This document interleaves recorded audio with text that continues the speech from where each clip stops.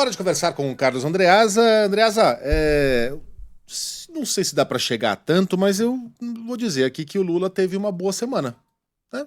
As pesquisas colocaram lá a popularidade dele um pouquinho mais em alta do que andava até dias atrás. Ele apareceu ali vencendo todos os adversários de direita nas simulações de segundo turno, em duas pesquisas, da Genial e do Datafolha. O Brasil, que parecia que ia perder os dentes com as porradas do Trump, acabou ficando só com o olho roxo. Enfim, perto daquilo que vinha acontecendo, foi uma semana incrível para o presidente. Como é que o Lula tem reagido a esse momento, Andreasa? Bom dia para você. Fala pessoal, bom dia meus amores. Uma semana muito boa para Lula, pelo que ele fez em termos discursivos e também em função das escolhas do seu adversário, de Jair Bolsonaro, né? Enquanto os problemas do mundo real que tocam o brasileiro estão aí, pouco explorados, a questão da segurança pública, da violência, portanto, a inflação, o preço da comida, o preço da carne, enquanto isso deveria ser a carne para a atividade da oposição, diante dos problemas que o governo tem nessas áreas, da inexistência, por exemplo, de uma política pública nacional do governo Lula para a segurança pública. Agora se tenta a PEC da segurança pública, mas o fato é que nada há. Diante disso, Bolsonaro, o candidato impossível, ou inelegível, reúne no palanque e junta milhares de pessoas, dezenas de milhares de pessoas, para pedir por uma anistia que é para ele, no final das contas, usando de escada os condenados do 8 de janeiro, alguns com penas absolutamente desproporcionais. No final das contas, as pessoas não são bobas, elas percebem que o cara está ali instrumentalizando esse discurso, esse pleito, em busca de impunidade para si. É disso que se trata. E as pessoas percebem isso. O discurso da anistia é impopular. Aliás, pesquisas medem isso. É um presente para Lula. Você falou em pesquisas que colocam os dois disputando, porque Bolsonaro se apregoa como candidato para 2026, candidato que ele não será, porque inelegível está. As pessoas esquecem disso. É um presente para Lula. Porque mesmo Lula sendo um presidente rejeitado, segundo as pesquisas, sendo a eleição que nós temos no Brasil há algum tempo uma eleição entre rejeitados, Bolsonaro será mais. Então isso é bom para Lula. Diante de Bolsonaro, as pessoas... O governo Lula é ruim, na minha opinião. Mas diante da possibilidade de ser Bolsonaro o candidato da direita, as pessoas preferem Lula. Então, a parte de Bolsonaro pró-Lula, Bolsonaro está fazendo perfeitamente. E tem o discurso de Lula, que a gente precisa registrar aqui.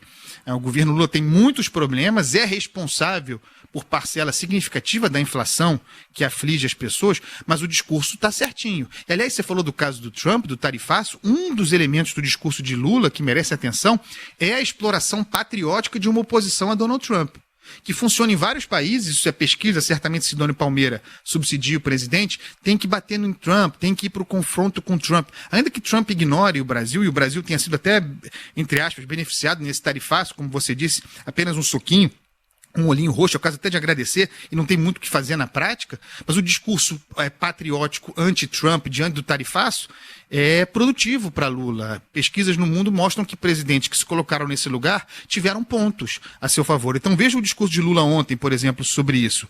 Abro aspas. Mesmo Trump falando o que ele quer falar, o país, o Brasil, está seguro. Isso é um bom discurso. O país está seguro. De que maneira? O país está seguro porque nós temos um colchão de 350 bilhões de dólares que dá ao Brasil e ao Fernando Haddad uma certa tranquilidade. Ele quase falou em Marolinha. Vocês se lembram do discurso da Marolinha? Ele quase falou isso.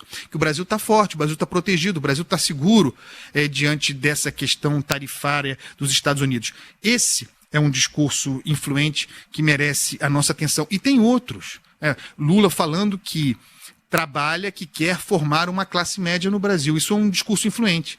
E na prática, já falei sobre isso aqui, ele sai das cordas pela primeira vez em muito tempo. Era um governo que requentava pizza, né, como políticas públicas maravilhosas de 20 anos atrás. Saiu das cordas, por exemplo, com um caminhão, carro-chefe, puxador da sua escola de samba, a isenção do imposto de renda para quem ganha até R$5.000.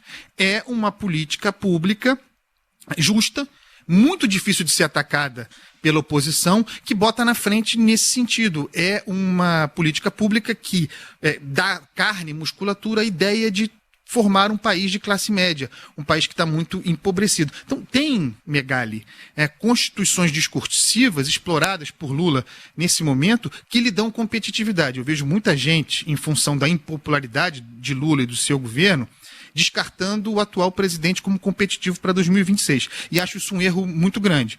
Não apenas pela sua condição de incumbente, de quem está sentado na cadeira e opera a máquina e abriu a caixa de ferramentas. Eu tenho sido muito crítico aqui e falado sobre a expansão fiscal, expansão parafiscal, os estímulos creditícios todos para que as pessoas tomem empréstimo, o empréstimo de Lula, para que se endividem. Temos muitos problemas aí de fechar essa conta.